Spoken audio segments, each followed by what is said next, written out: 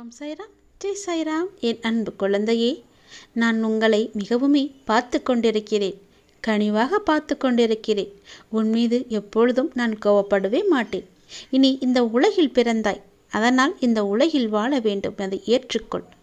இவ்வாறு நீ செய்வதன் மூலம் நீங்கள் கடவுளின் எந்த கட்டளையையும் மீறுவதில்லை என்று அர்த்தம். விதி உங்களை ஒரு குறிப்பிட்ட பதவியில் வைக்கின்றது. அது ஒரு சிப்பாயாகவோ அல்லது ஜனாதிபதியாகவோ ஏதாக வேண்டுமானாலும் இருக்கலாம். உன் கடமையை மட்டும் நீ செய்ய வேண்டியபடியே செய்.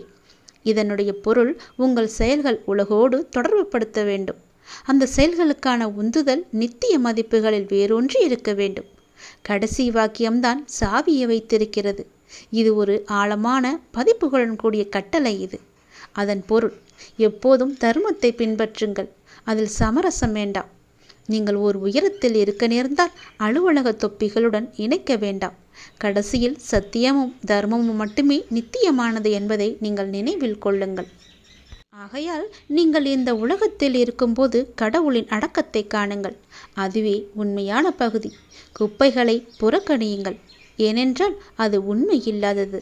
எங்கும் எதிலும் இருக்கும் கடவுளையும் குருவையும் கண்டு வாழ்க்கையை கடந்து எப்போதும் போல நீ செய்து கொண்டே இரு. நீங்கள் இது செய்தால் உங்கள் செயல்கள் இந்த உலகத்தில் இருக்கும். ஆனால் இந்த உலகத்திற்கு அப்பால் மதிப்புகளின் அடிப்படையில் இருக்கும் தெய்வீக அன்பு நிறைந்த ஒருவர் அச்சமற்றவராக மற்றவரிடம் எதையும் நாட மாட்டார். தன் அன்பை வெளிப்படுத்துவதில் தன்னலமற்றவராக இருப்பார். கடவுளிடம் பரிசு வேண்டிய அவசியம் அவருக்கு இருக்காது.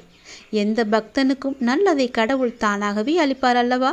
அதை போலவே உங்களுக்கும் கொடுப்பார். எதை கொடுக்க வேண்டும், எப்போது கொடுக்க வேண்டும், எங்கே கொடுக்க வேண்டும் என்று இறைவனை தீர்மானிக்கட்டும். நீங்கள் அவரை தொல்லைப்படுத்தாதீர்கள். ஆகையால் அனைத்து செயல்களும் கடவுளுக்கே என்று அர்ப்பணித்து விடுங்கள்.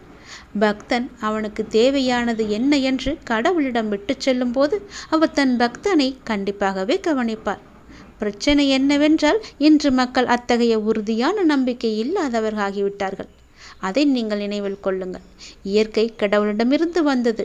நீ இயற்கையிடமிருந்து வந்தாய் என்றால் உன் தாய் யார்?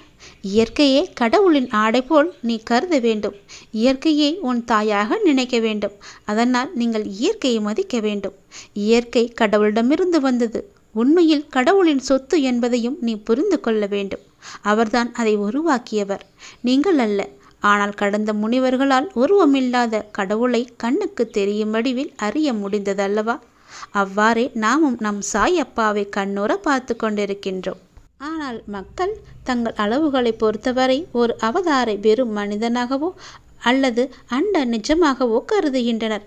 மனம் வலிமை கொண்டவர்களால் கூட சாயின் உண்மைத்தன்மையை வெளித்தோற்றத்திற்கு உள்தோற்றத்திற்கும் உள்ள வேறுபாடு என்ன என்று அறிய முடியாது. சாயப்பாவுக்கு எல்லாமே தெரியும்.